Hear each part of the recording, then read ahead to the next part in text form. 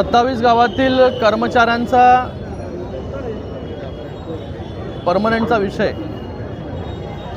त्यांना नियमित करून घेण्याचा विषय गेले अनेक वर्ष प्रलंबित आहे। त्यांची मागणी आहे। मला वाटतं 400-450 कर्मचारी या 27 गावांमध्ये आहेत आणि गेले अनेक वर्ष ते काम करतात। इथे कोविडमध्ये पण कामं केले, वेगवेगळ्या आपत्कालीन परिस्थितीमध्ये त्यांनी कामं केलेली आहेत। तर त्यांच्या मागण्या ज्या आहेत त्या माननीय मुख्यमंत्री महोदयांपर्यंत कशा पोहोचतील आणि त्याच्यासाठी पहिलं पाऊल म्हणजे महानगरपालिकेकडून पॉझिटिव्ह करून सगळ्या गोष्टी शासनाकडे पाठवलेल्या आहेत। लवकरच माननीय मुख्यमंत्री महोदयांची बैठक घेऊन, त्यांची वेळ घेऊन त्या बैठकीमध्ये या 27 गावांना नियमित 27 गावातील कर्मचाऱ्यांना पूर्णपणे नियमित कसं करता येईल आणि त्यांना न्याय कसा मिळेल याच्यासाठी आम्ही सगळे लोक, शिवसेनेचे नेते असतील, भारतीय जनता पार्टीचे असतील, इथे सगळेच उपस्थित आहे, सगळे नगरसेवक आहेत, सगळ्यांनी मिळून शिंदेसाहेबांकडे हा तोडगा कसा निघेल याच्यासाठी या आठवड्यात किंवा पुढच्या आठवड्यात जेव्हा माननीय मुख्यमंत्री महोदय वेळ देतील त्यांच्या समोर सगळी वस्तुस्थिती ठेवू आणि या 27 गावातील कर्मचाऱ्यांना न्याय